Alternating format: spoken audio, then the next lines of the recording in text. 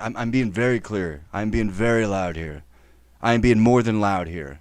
You are not getting what you want. You are under arrest. I promise you, if you touch my property again, I will kill you. I am not giving you anything else other than I will kill you. Hand over the property that is owed. Got it? I promise you. From the Messiah, from God, I promise you, I will kill you. I'm not here playing games with you. I ain't Santa Claus. I promise you. I will lay you to waste. Give the property.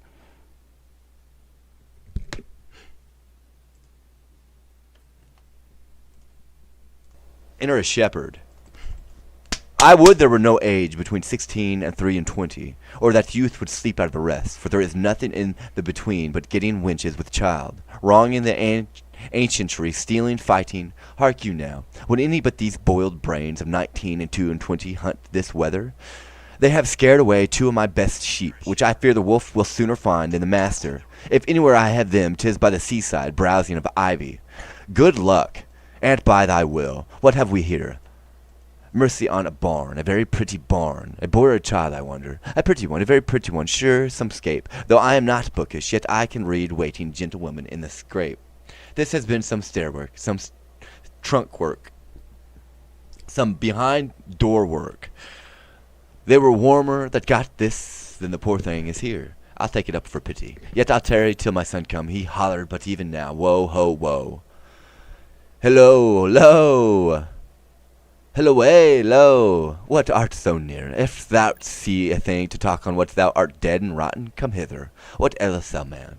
I have seen 2 such sights by sea and by land, but I am not to say it is a sea, for it is now the sky betwixt the firmament, and its you cannot thrust a bodkin point. Why, boy, how is it? I would you do. Get the fuck out, dude. Army, dude, I need this arc out. This guy has to go. I'm not trying to do card match here at all. No, period. No, old man, you're dumb. The fact that you even thought about it. The fact that your thought process is there. Get the fuck off. Paperwork. I'm that mad. Why, boy? How is it? How would you did, but see how it chaffs, how it rages, how it takes up the shore. Get the fuck off the road. But that's not to the point. Oh, the most piteous cry of the poor souls. Sometimes to see him and not to see him, and now the ship boring the moon with her mainmast, and the Anon swallowed with yes and froth, as you'd thrust a cork into a hogshead. And then for the land service to see how the bear tore out his shoulder bone, how he cried to me for help, and said his name was Antigonus, a nobleman. But to make an end of the ship, to see how the sea flap dragoned it. But first how the poor souls roared, and the sea mocked them, and how the poor gentleman roared, and the boar mocked them, with both roaring louder than the sea or weather. Name of mercy, when was this boy? Now, I have not winked since I saw these sights. The men are not yet cold under water, nor the bear half dined on this gentleman. He's at his now. Would I had been to have helped the old man. I would you had been by the ship's side to have helped her, where your charity would have lacked footing. Heavy matters, but look thee here, boy. Now bless thyself. Thou mettest with things dying. I with things new born. Here's a sight for thee. Look thee. A bearing cloth for a squire's child. Look thee here. Take up, boy. Opt, let's see it. It was told me I should be rich by the fairies. This is some changeling. Opt, what's within, boy? You're made old men. If the sins of your youth are forgiven you, you're well to live. Gold, all gold. This is fairy gold, boy, and 'twill prove so. Up with, keep it close. Home, the next way. We are lucky, boy, and to be so still requires nothing but secrecy. Let my sheep go. Come, boy, the next way home. Go you the next way with your findings. I'll go see if you bear be gone from the gentleman, and how much he hath eaten. They are never cursed, but when they are hangry. If there be any of them left, I'll bury it. That's a good deed. If thou mayest discern by that which is left of him, what is he, fetch me to the sight of him. Marry will I, and you shall help to put him the ground. 'Tis a lucky day, boy, and we'll do good deeds on't.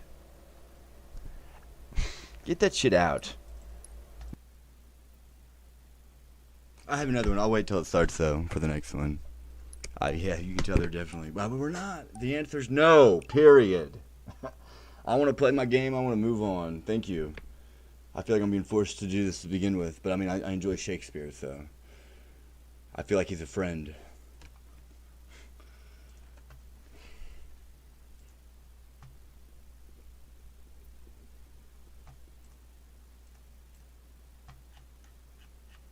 Yeah, they're under arrest. Thank you, though. We're not arguing about it.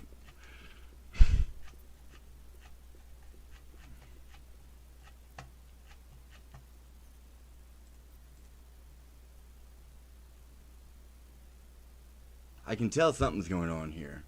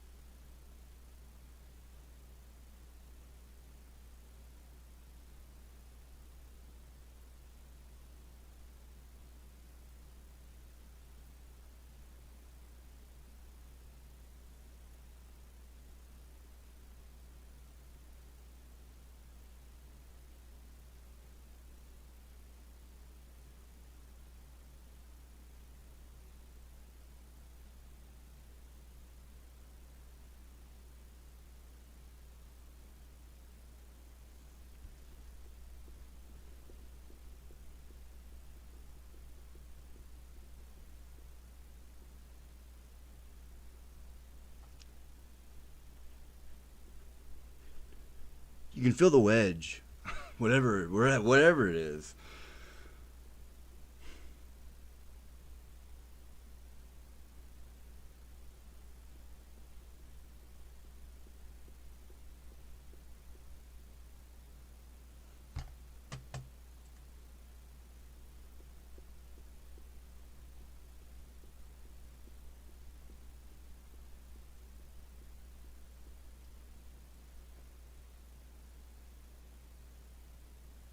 See the red light coming out of it.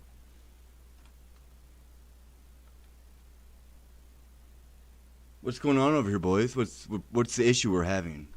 What do we not understand about the law here? Child.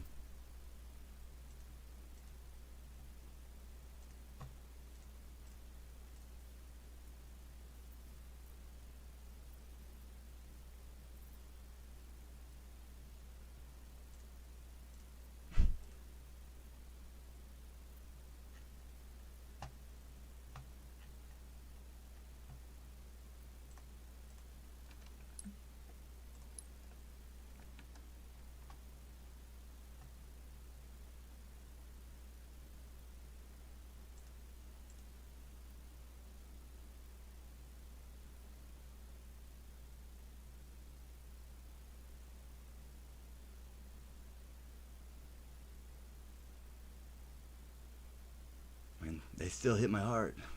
Man, get off the knee there.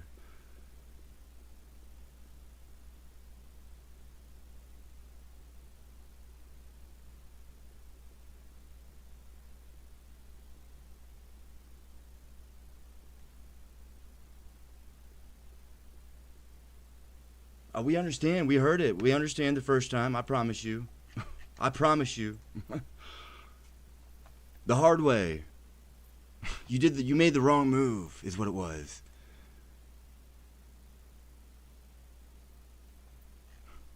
So, you made a wrong move.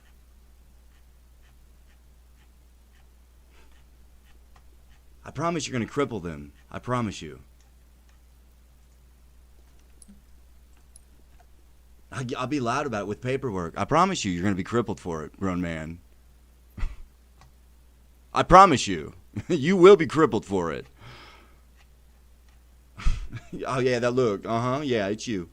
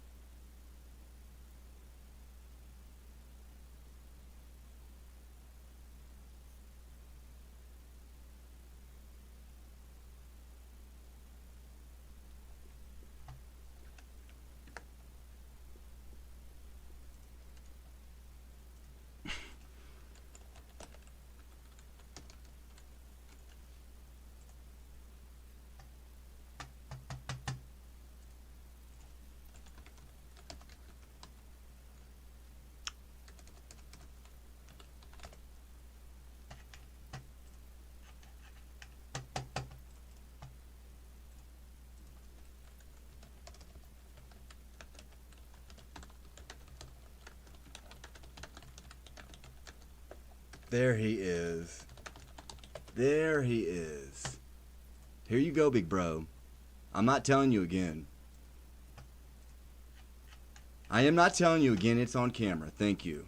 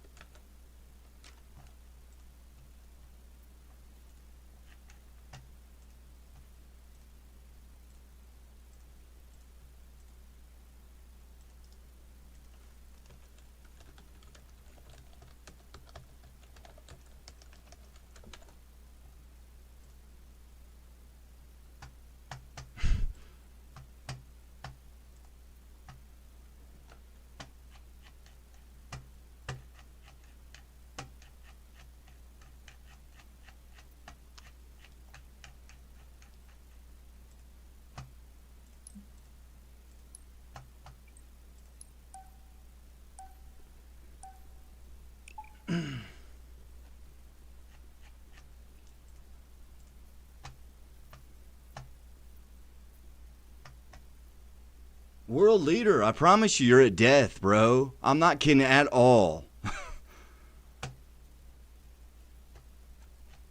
It wasn't a joke.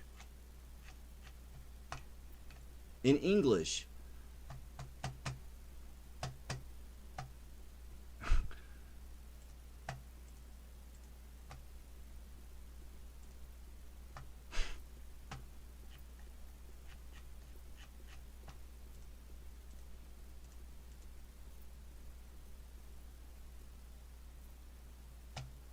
She keeps trying to come up with a moment. And it's like, no.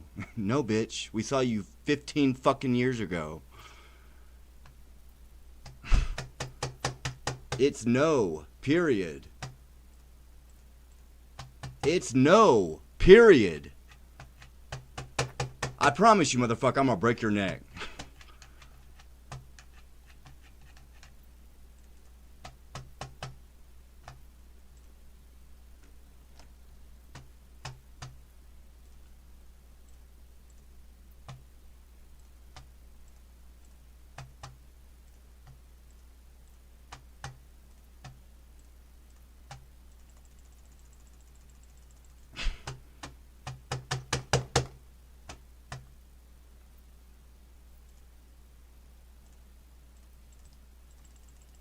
I have a button too. It's called refresh.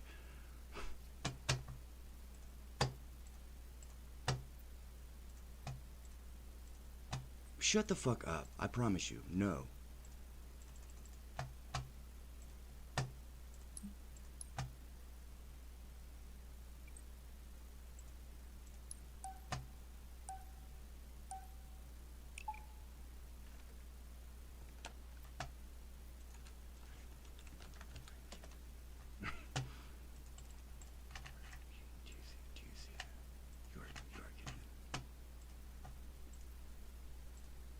The more you talk, the worse off this is going to be for you. I promise you I'm not kidding with you at all. The more you talk.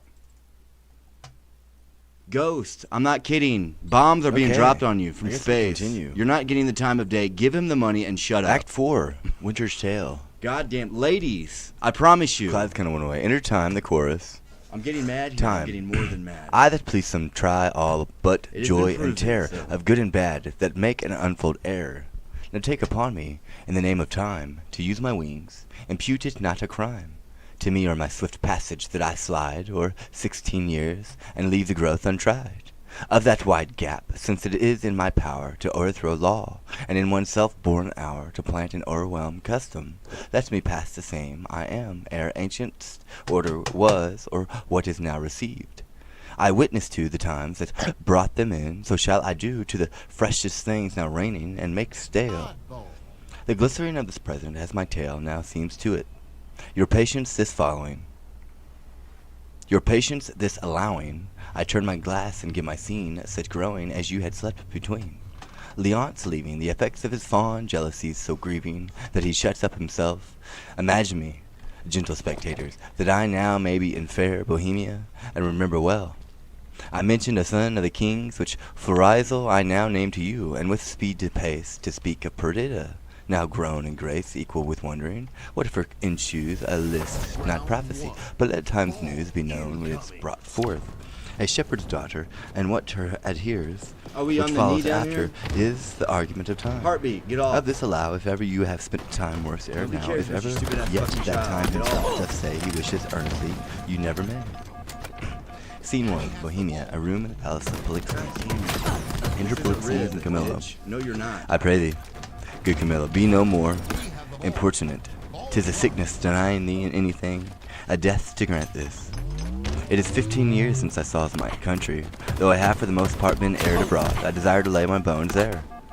Besides the penitent king, my master has sent for me, to whose feeling sorrows I might be some allay, or I or between I or ruin, to think so, which is another spur to my departure. As thou lovest me, Camilla, ripen not out the rest of thy services by leaving me now.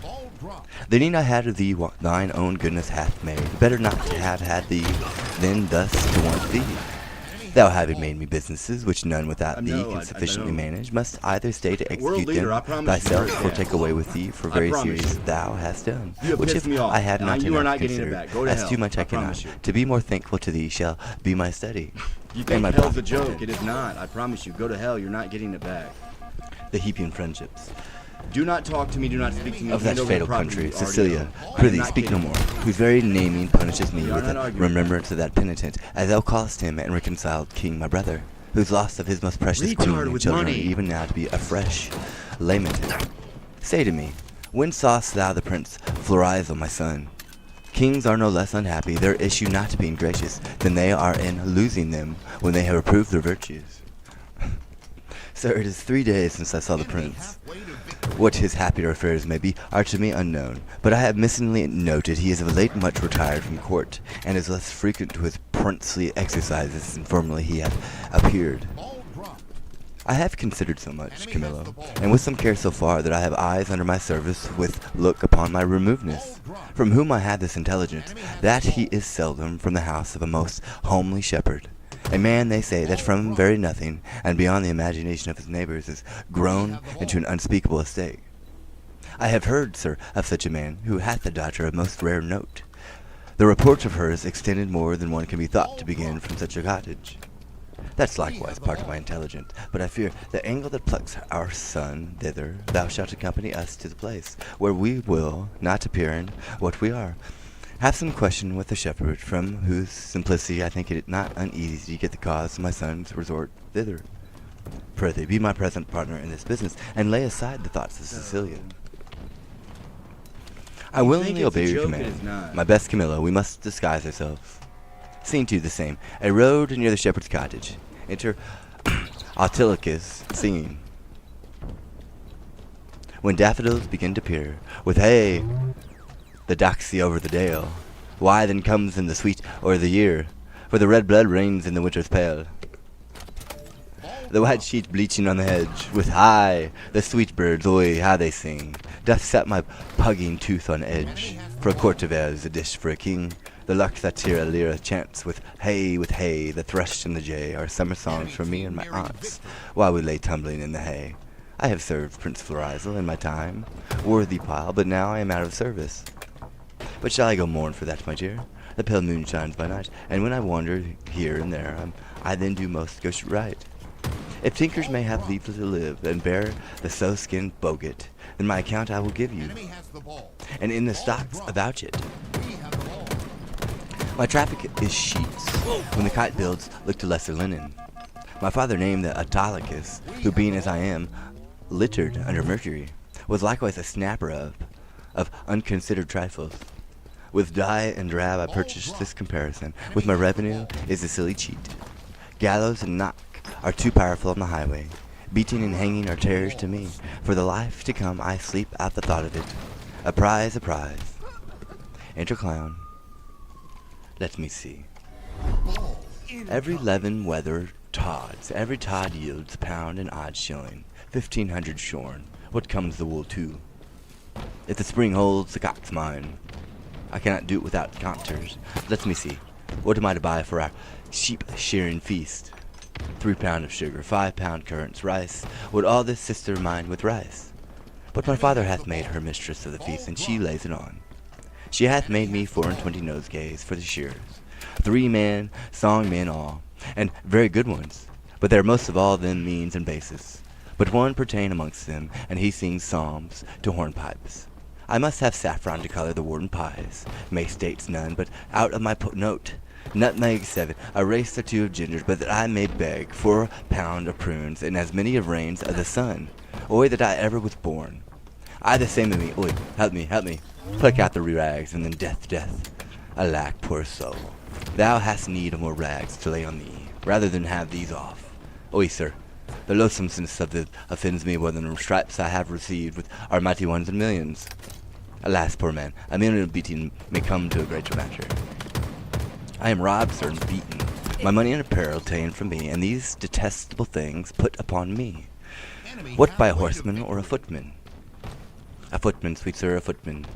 Indeed, he should be a footman by the garments he hath left with thee. If this be a horseman's coat, it hath seen very hot service.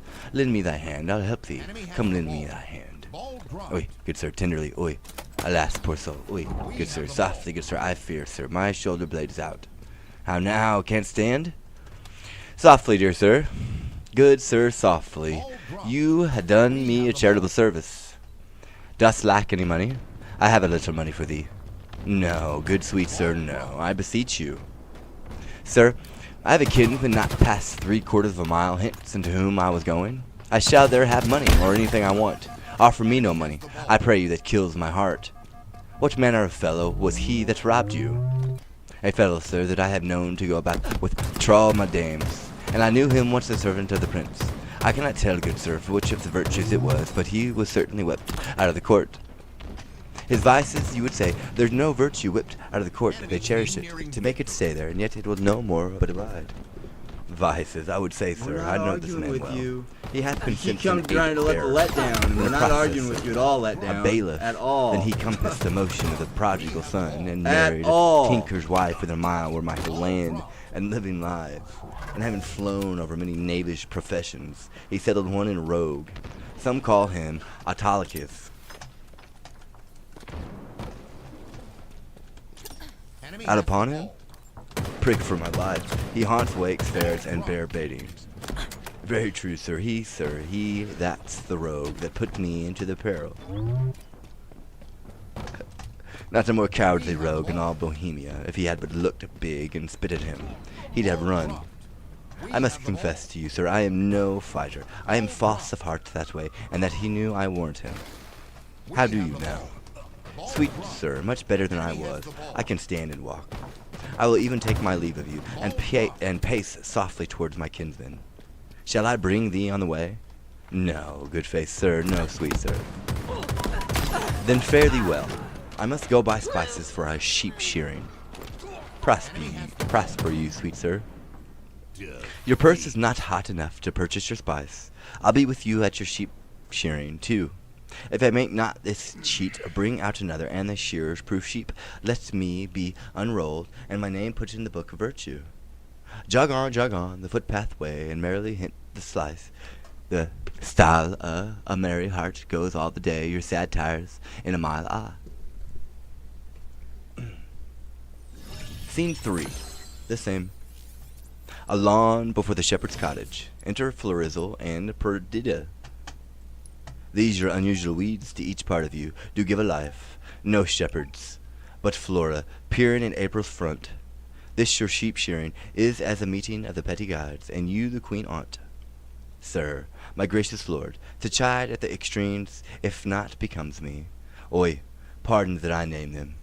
Your high self, the gracious mark o'y the land, you have obscured with the swain's wearing, and me, poor lowly maid, most goddess-like pranked up, but that our feast in every mess have folly, and the feeders digest it with a custom.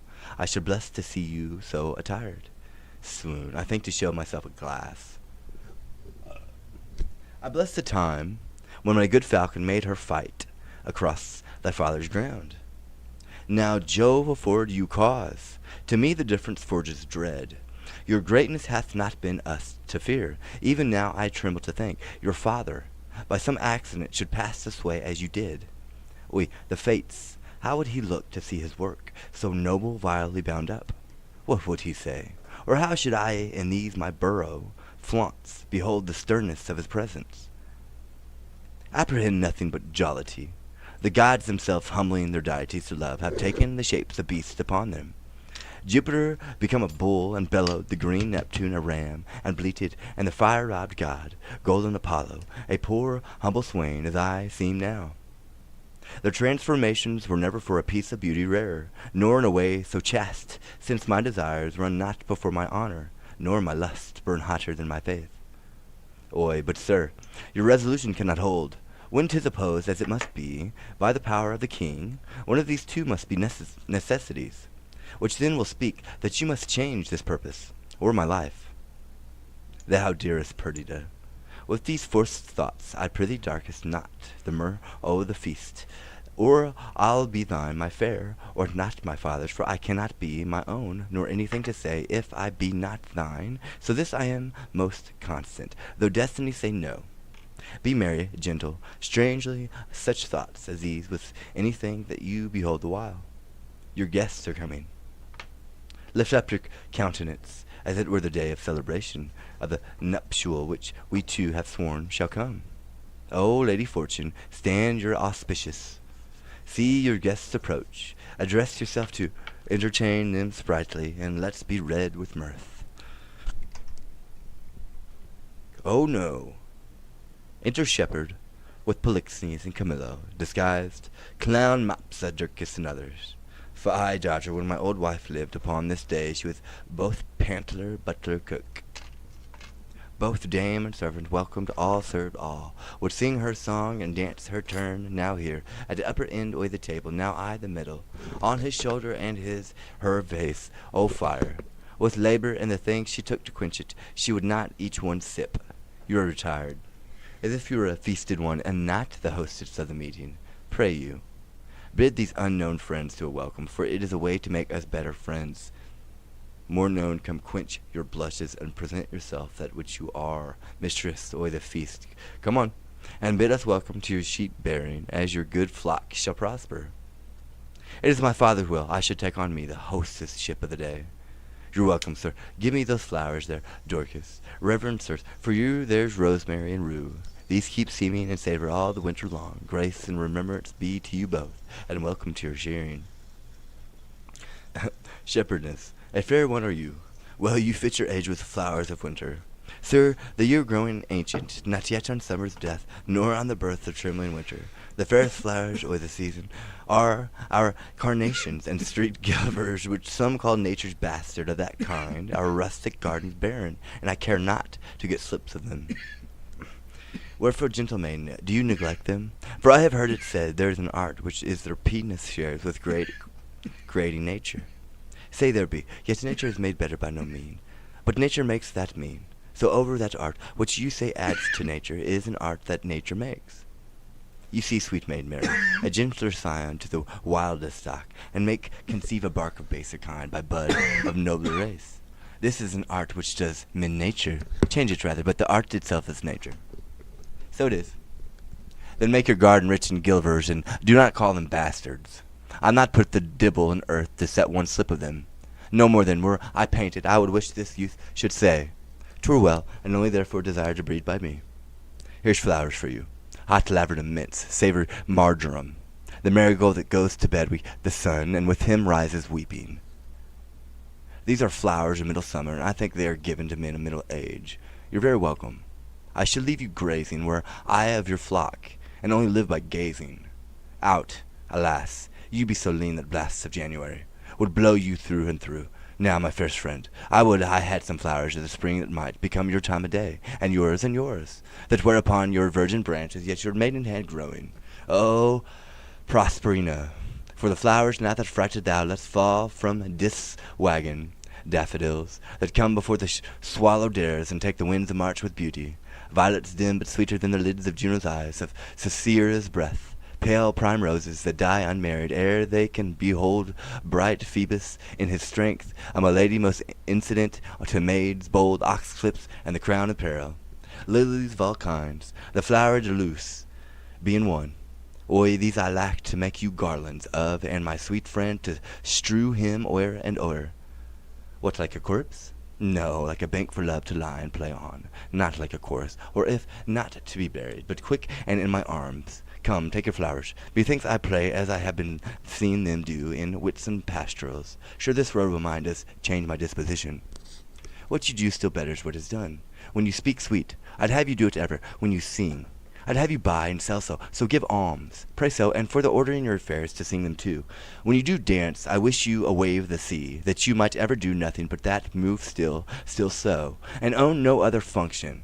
Each your doing so singular and each particular crowns what you are in doing in the present deed, that all your acts are queens.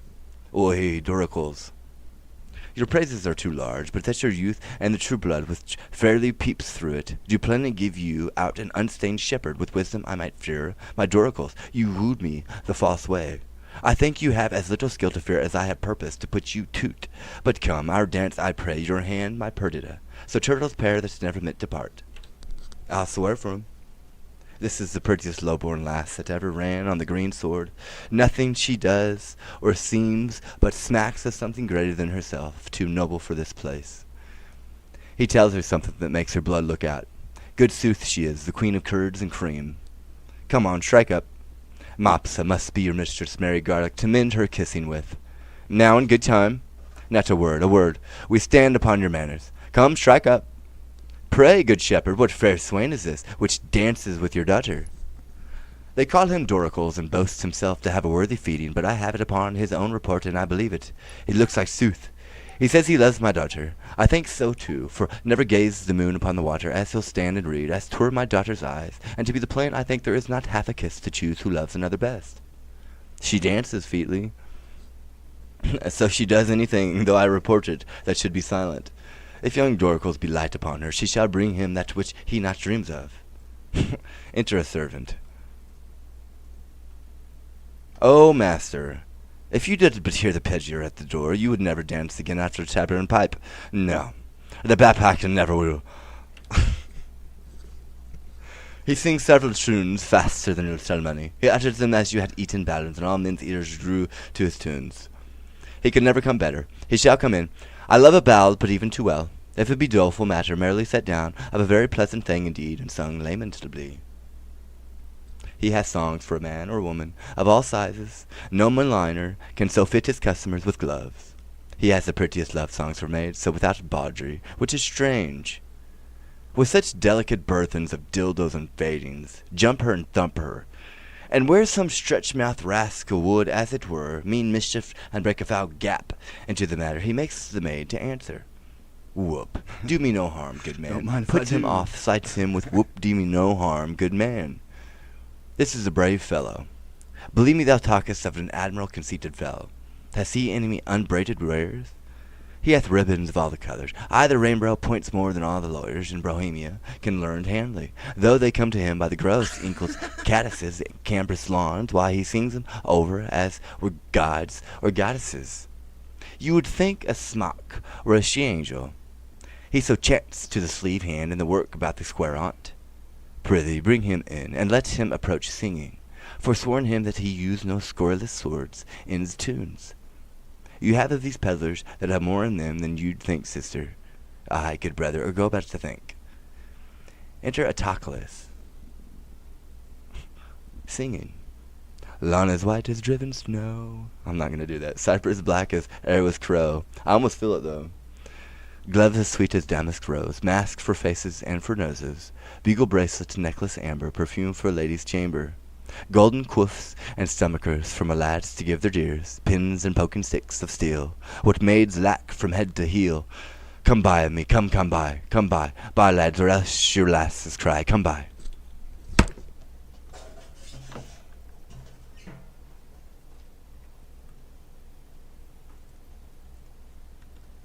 Oh, the bird. I wanted to go see the bird.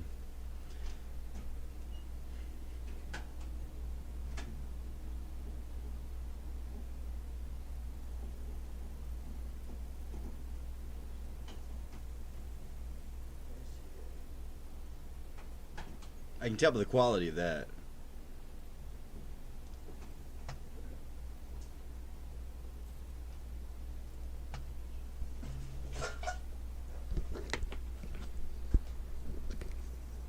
Capture the flag. If I My were not in neither. love with Mopsa, thou shouldst takest no money of me. But I, being enthralled as I am, it will also be the bondage of certain ribbons and gloves. Purses her lip. I was promised them against the feast, but they come not too late now. He hath promised you more than that, or there be liars. He hath paid you all that promised you. May be he hath paid you more, which will shame you to give him again. Is there no manners left among maids? Will they wear their plackets where they should bear their faces? Is there not milking time, when you are going to bed or kiln hole, to whistle off these secrets? But you must be tittle-tattling before all our guests. 'Tis well they are whispering, clamour your tongues, and not a word more. I have done. Come, you promised me a tawdry lace and a pair of sweet gloves. Have I not told thee how I was cozened by the way and lost all my money? And indeed, sir, there are cozeners abroad, therefore it behoves me to be wary.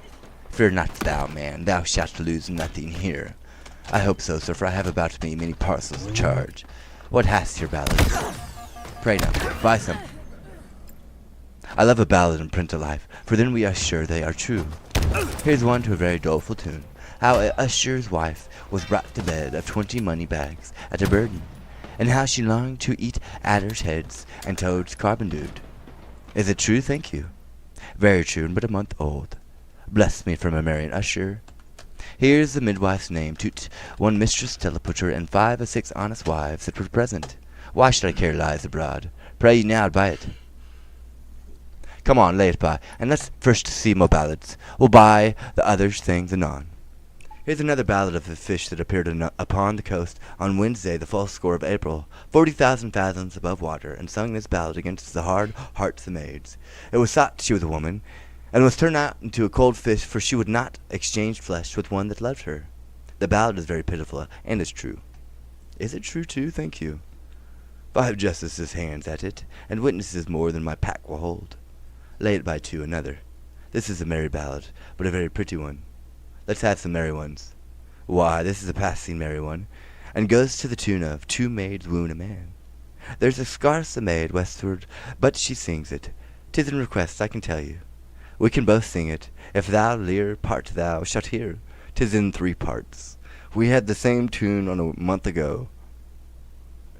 I can bear my part. You must know 'tis my occupation. Have it at it with you. Have at it with you. Get you hence, for I must go. where it fits not you to know. Whither? Away, whither, whither? It becomes thy oath full well. Thou to me thy secrets tell. Me too, let me go thither. Or thou goest to the Grange or mill. Is to either thou dost ill? Neither, what neither? Neither. Thou hast sworn my love to be, thou hast sworn it more to me. Then whether goest, say whither. How now? We'll have the song out anon, by ourselves. My father and the gentlemen are in sad talk, and will not trouble them. Come bring away thy pack after me. Wenches, I'll buy for you both. Peddler, let's have the first choice. Follow me, girls. And you shall pay well for 'em. Will you buy any tape? Or lace for your cape? My dainty duck, my deara. Any silk, any thread, any toys for your head. Of the newest and finest fence wear, come to the peddler, money's meddler, that doth utter all men's aware. I'll throw that down.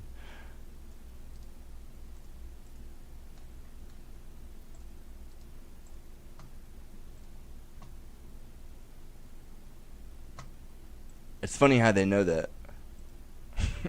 Re-enter servant. No shit. I don't trust you up here. Master, there's 3 carters, 3 shepherds, 3 neat herds, 3 swineherds that have made themselves all men of hair. They call themselves salters, and they have a dance which the wenches say is the gallimaufry of gambles, because they are not in't, but they themselves are the mind. If it be not too rough for some that know little but bowling, it will please plentifully. Away, will not aunt. Here has been too much homely foolery already. I know, sir, we weary you. You weary those that refresh us. Pray let's see these 4 threes of herdsmen. 1 3 of them, by their own report, sir, hath danced before the king, and not the worst of the 3, but jumps 12 foot and a half by the squire. Leave your prating, since these good men are pleased. Let them love. Come in, but quickly now. Why, they stay at the door, sir. Re-enter servant, with 12 rustics habited like satyrs. They dance and exunt. Oh, father, you'll know more of that hereafter. Is it not too far gone? 'Tis time to part them. He's simple and tells much. How now, fair shepherd? Your heart is full of something that does take your mind from feasting. Sooth, when I was young and handled love as you do, I was wont to load me, as she was, with knacks.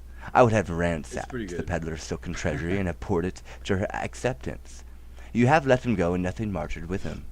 If your last interpretation should abuse and call this your lack of love or bounty, you are straighted for a reply, at least if you make a care of happy holding her. Old sir, I know she prizes not much trifles as they are. The gifts she looks from me are packed and locked up in my heart, which I have given already, but not delivered. Oi, hear me breath my life before the ancient sir, who it should seem hath sometime loved. I take thy hand, this hand, as soft as dove down, and as white as it, or Ethiopian's tooth, or the fanned snow that is bolted by the northern blast twice o'er. What follows this? How prettily the young swain seems to wash the hand with fair before. I have put you out, but to your protestation let me hear what you profess. Do and be witness to't, and this my neighbor too, and he and more than he, and men and earth, the heavens and all, that were I crowned the most imperial monarch thereof most worthy, were I the fairest youth that ever made eye swerve at force and knowledge, more than ever was man's, I would not prize them. Without her love, for her employ them all. Commend them and condemn them to her service or to their own perdition. Fairly offered, this shows a sound affection. But, my daughter, say you like to him? I cannot speak so well, nothing so well, no, nor mean better. By the pattern of my own thoughts, I cut out the purity of his. Take hands, a bargain, and friends unknown, you shall bear witness to it. I give my daughter to him, and will make her portion equal his. Oi, that must be I the virtue of your daughter. One being dead, I shall have more than you can dream of yet. Enough, then, of your wonder. But come on, contract us forth these witnesses. Come your hand, and daughter yours. Soft swain, a while beseech you. Have you a father? I have, but what of him? Knows he of this? My birdie's talking to me. He neither does nor shall. Methinks the father is, at the nuptial of his son, a guest that best becomes the table. Pray you, once more, is not your father grown and capable of reasonable affairs? Is he not stupid with age and altering rooms? Can he speak here? No, man for man, A disputes his grandfather own clock. estate. Lies he not bedrid, and again does nothing but what he did, being childish? No, good sir. He has his health and ampler strength indeed than most have of his age. By my white beard, you offer him, if this be so, a wrong, something unfilial. Reason my son should choose himself a wife, but as good reason the father, all whose joy is nothing else but fair posterity, should hold some counsel in such a business. I yield all this, but for some other reasons, my grave sir, which 'tis not fit you know, I not acquaint my father of this business. Let him note. He shall not. Prithee let him. No, he must not. Let him, my son, he shall not need to grieve at knowing of thy choice. Come, come, he must not mark our contract. You can come to me the entire way. I'm cutting you off There's entirely. no contract here. Mark your divorce, young sir. No, there's no divorce. I'm just cutting you off. It's my way. That's kind of how it is. I'm not being too hard on you. Like, a grown man, step away. Period. Whom, son, I dare not call. Thou art too base to be acknowledged. Thou a scepter's hair, that thus affected, or ere thus affected a sheep hook. Thou old traitor, I am sorry that by hanging thee I can but shorten thy life 1 week. And thou fresh piece of excellent witchcraft, who of course must know the royal fool thou copst with. Oi, my heart, I'll have thy beauty scratched with briars and made more homely than thy state. For thee, fond boy, if I may ever know thou dost but sigh, that thou no more shalt see this knack, as never I mean thou shalt, will bear thee from succession, not hold thee of our blood, no, not our kin, far from Duelsalian off. Mark thou my words, follow us to the court. Thou churl, for this time, thou full of our displeasure, yet we free thee from the dead blow of it. And you enchantment, I don't know. worthy I enough don't for a know what the herdsman, court is. yea, him too, that makes himself but for our honor therein, unworthy thee, if ever henceforth thou these rural latches to his entrance open, or hoop his body more with thy embraces, I will devise a death as cruel for thee as thou art tender toot. Even here undone, I was not much afeard, for once or twice I was about to speak and tell him plainly. The self-same sun that shines upon this court hides not the visage from our cottage, but looks on alike. Wouldst please you, sir, be gone? I telled you what come of this, beseech you. Of your own state take care, this dream of mine. Being now awake, I'll queen it no inch further, but milk my ewes and weep. Why, how now, father? Speak ere thou diest. I cannot speak nor think, nor dare to know that which I know. Oi, sir, you have undone a man of 63 that thought to fill his grave in quiet. Yea, to die upon this bed my father died. To lie close by his honest bones, but now some hangman must put on my shroud and lay me, there he is, and lay me where no priest shovels in dust. O cursed wretch, that knewest this was a prince, and wouldst adventure to mingle faith with him. Undone, undone, if I might die within the hour. I have lived, to die when I desire. Why look you so upon me? I am besotted, not feared, delayed. But nothing altered. What I was, I am. More straining on your plucking back, not following my leash unwillingly. Gracious, my lord, you know your father's temper. At this time he will allow no speech, which I do guess you do not purpose to him, and as heartily will he endure your sight as yet. I fear, then till the fury of his highness set, I'll come, not before him. I not purpose it. I think Camillo. Even he, my lord. I think Clayton. Even he, my lord. How often have I told you 'twould be thus? How often said my dignity would last but till 'twere known? It cannot fail but the violation of my faith, and then let nature crest aside away the earth together and mar the seed within. Lift up thy looks. From my succession wipe me, father. I am heir to my affection. Be advised. I am, and by my fancy, if my reason will thereto be obedient, I have reason. If not, my sense is better pleased with madness. Do bid it welcome. This is desperate, sir. So call it, but it does fulfill my vow. I needs must think it honesty. Clayton, not for Bohemia, nor the pomp that may be therein gleaned, for all the sun there sees, or the close earth wombs, or the profound sea hides, is unknown fathoms. Will I break my oath? To this my fair beloved. Therefore I pray you, as you have ever been my father's honor friend, when he shall miss me, as in faith I mean not to see him any more, cast your good counsels upon his passion. Let myself and fortune tug for the time to come. This you may know, and so deliver I am put to quit on sea, P-Chains already with her once. whom here I cannot hold on shore. And most opportune to our need, I have a vessel rides fast by, but not prepared for this design. What course I mean to hold shall nothing benefit your knowledge nor concern me the reporting. Oh, my lord, I would your spirit were easier for advice, or stronger for your need. Hark, Perdita, I'll hear you by and by. He's irremovable, resolved for flight. Now were I happy if his going I could frame to serve my turn. Save him from danger, do him love and honor, purchase the sight again of dear Cecilia and that unhappy king, my master, whom I so much thirst to see. Now, good Camillo, I am so fraught with curious business that I leave out ceremony. Sir, I think you have heard of my poor services, I the love that I have borne your father. Very noble, have you deserved it is my father's music to speak your deeds, not little of his care to have them recompensed as thought on. Well, my lord, if you may please to think I love the king, and through him what's nearest to him, which is your gracious self, embrace but my direction is your more ponderous and settled project, may suffer alteration. On my honor I'll point you where you shall have such receiving as shall become your highness, where you may enjoy your mistress. From the whom I see, there's no distinction to be made by, as heavens forfend your ruin. Marry her, and with my best endeavors, in your absence, your discontenting father strive to qualify, and bring him up to liking.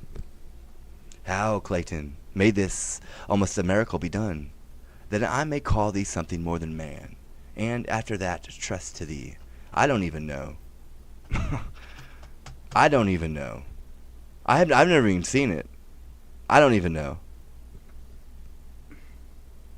Have you thought on a place where to you'll go? Not any yet. But as the unthought on accent is guilty to what we would do, so we profess ourselves to be the slaves of chance and flies of every wind and blows. No. Then list to me. This follows if you will not change your purpose, but undergo this flight.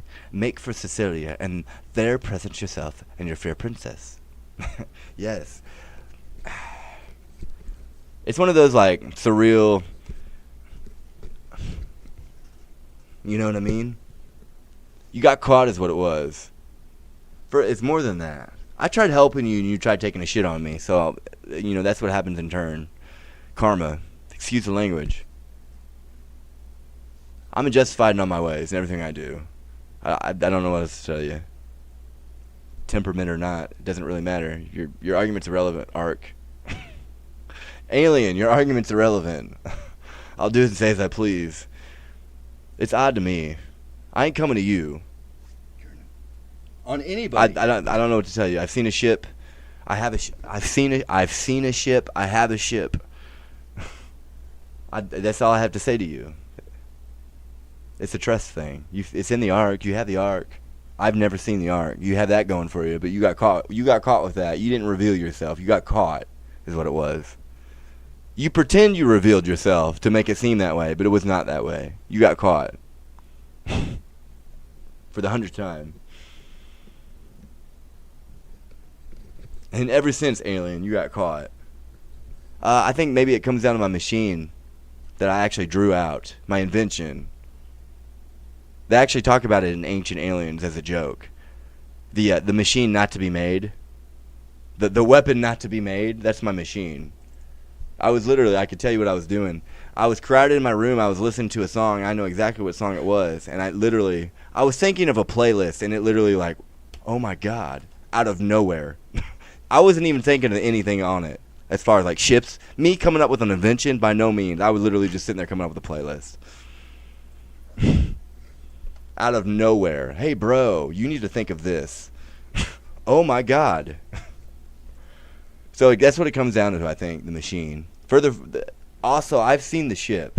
This, I have seen it. Like, I physically have seen it. So, there's more to it than that. Things I don't have in hand. It's a trust thing, so. I'm not going to be nice about this, Ark. As you come up with your own answer and your own theory, and try to be the hero here. As you leave me in the dark, and take all the glory for yourself. You dishonor your father, and you did not listen. I'm not interested now, and I promise you, I'm gonna be more than mean about this. So, I'm not coming to you. I ain't coming to no fucking group. I promise you. It's unfortunate. I don't even know where I am. Princess, where are you?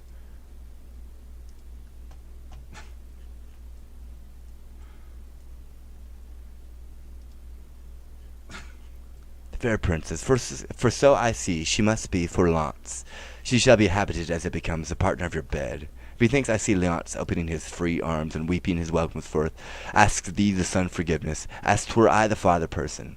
Kisses the hands of your fresh princess, or divides him twixt his unkindness and his kindness. The one he chides to hell, and bids the other grow faster than thought of time. Worthy Camillo, what colour for my visitation shall I hold up for him?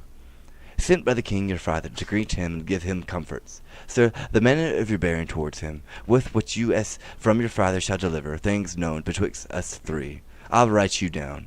The which shall point you forth at every sitting what you must say, that he shall not perceive, but that you have your father's bosom there, and speak his very heart. No clue. I am bound to you. There is some sap in this.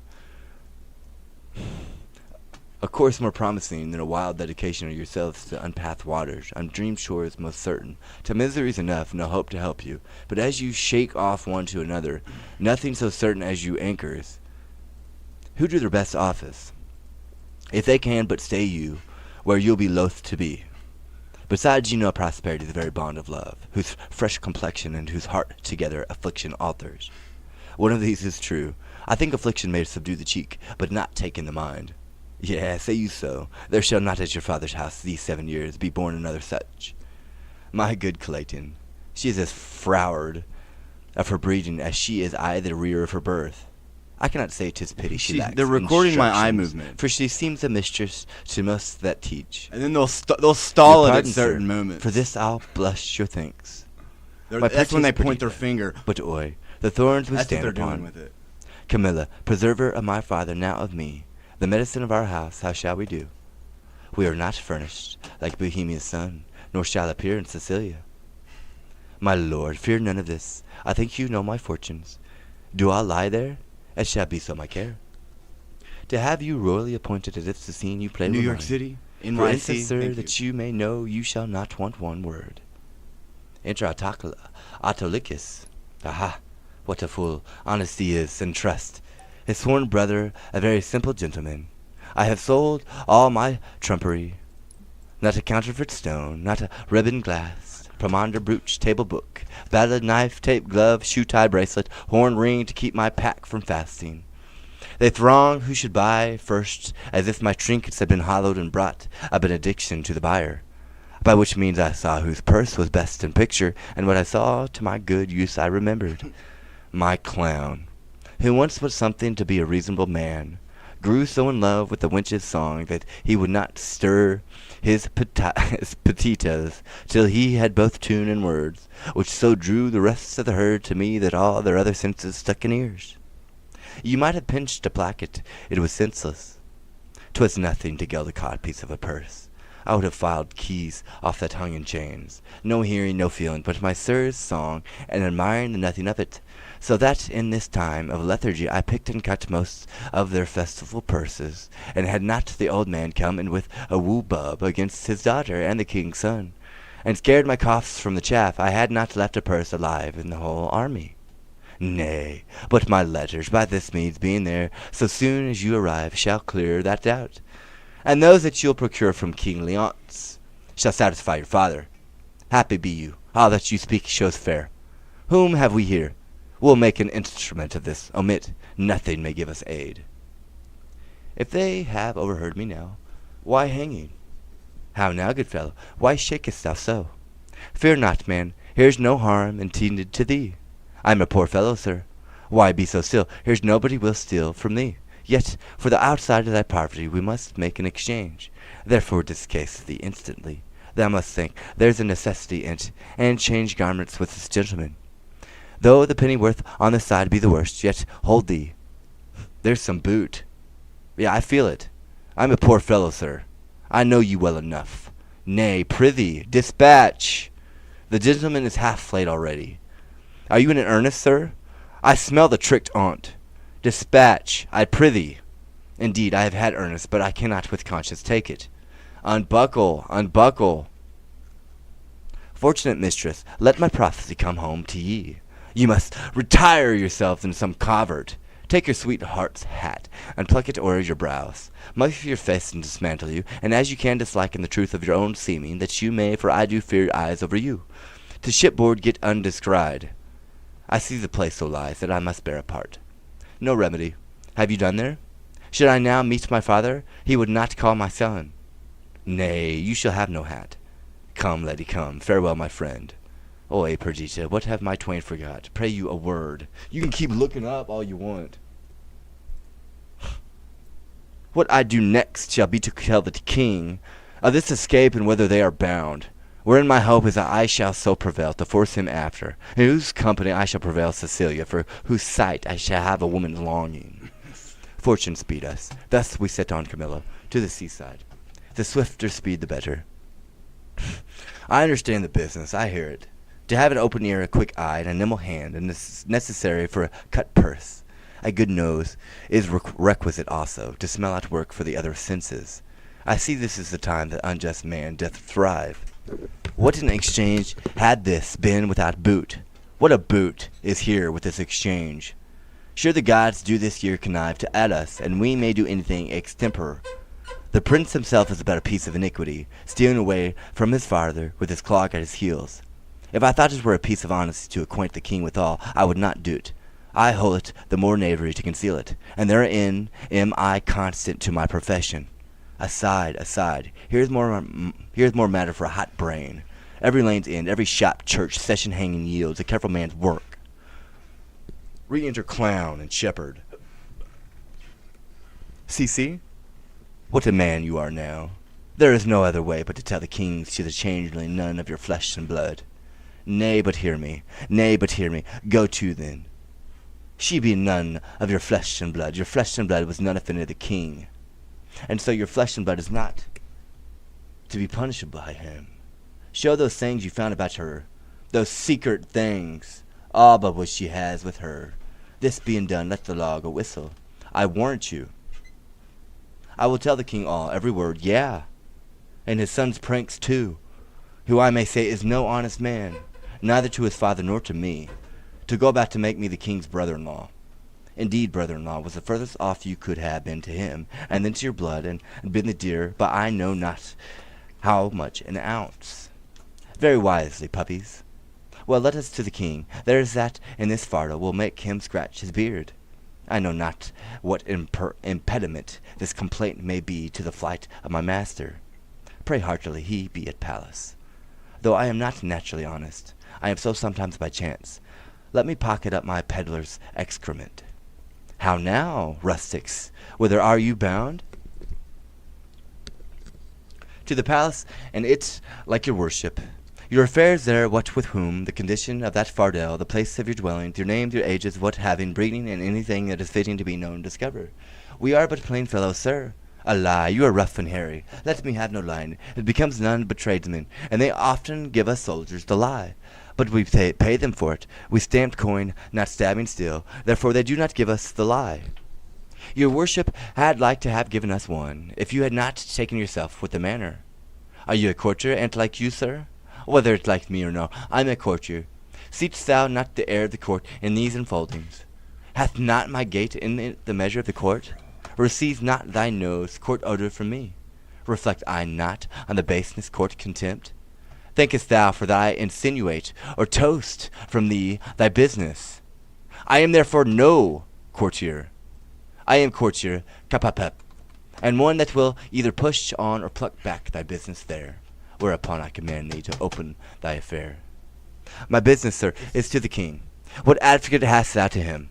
I know not, and like you, advocate the court's word for a pheasant. Say you have none.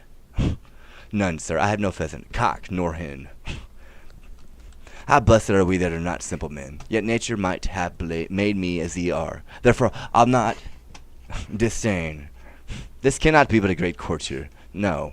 His garments are rich, but he wears them not handsomely. He seems to be more noble and being fantastical, a great man, I'll warrant. I know by the picking on cease. The fardel there, what I the fardel, wherefore that box? Sir, there lie such secrets in the fardel, that box, which none must know but the king, and which he shall know him within this hour, if I may come to the speech of him. Age, thou hast lost thy labour. Why, sir, the king is not at the palace. He is gone aboard a new ship and purge melancholy, and air himself. For if thou bist capable of things serious, thou must know the king is full of grief. So 'tis said, sir, about his son, that should have married shepherd's daughter. If that shepherd be not now, now in hand fast, let him fly. The curses he shall have, the torture he shall feel, will break the back of man, the heart of monster. Thank you so, sir. Not he alone shall suffer what wit can make heavy and vengeance bitter, but those that are German to him, though removed 50 times, shall all come under the hangman, which though it be great pity, yet it is necessary. An old sheep-whistling rogue at a ram tender to offer to have his daughter come into grace. Some say he shall be stoned, but that death is too soft for him, say I. Draw out thrown into a sheepcote. All deaths are too few. The sharp is too easy. Has the old man or his son, sir? Do you aunt like you, sir? I don't understand. He has a son, who shall be flayed alive, then anointed over with honey, set on the head of a wasp's nest, then stand till he be 3 quarters in a dram dead, then recovered again with aqua vitae or some other hot infusion, then raw as he is, and in the hottest day prognostication proclaims, shall he be set against a brick wall, the sun looking with a southward eye upon him, where he is to behold him with flies blown to death. But what talk we of these traitorly rascals, whose miseries are to be smiled at, their offences being so capital? Tell me, for you seem to be an honest plain man, what you have to the king, being something gently considered. I'll bring you where he is aboard, tender your persons to his presence, whisper him in your behalfs, and if it be in man besides the king to effect your suits, here is a man shall do it. He seems to be of great authority. Close with him, give him gold, and though authority be a stubborn bear, yet he is oft led by the nose with gold.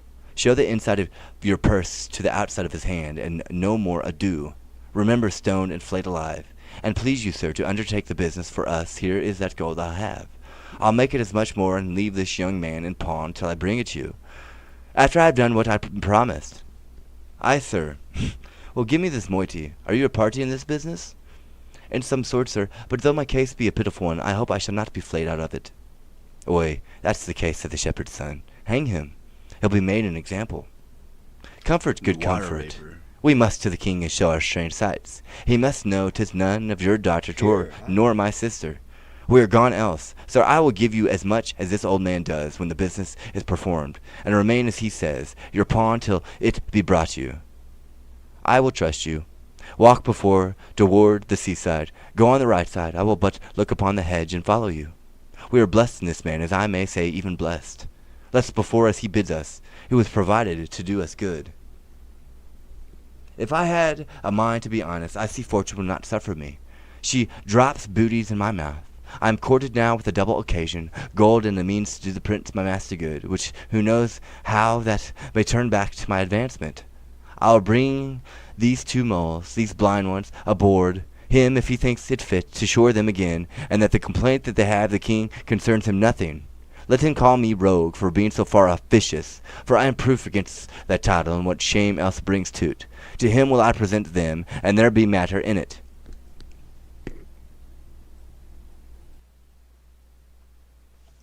Well, that's it for that reading.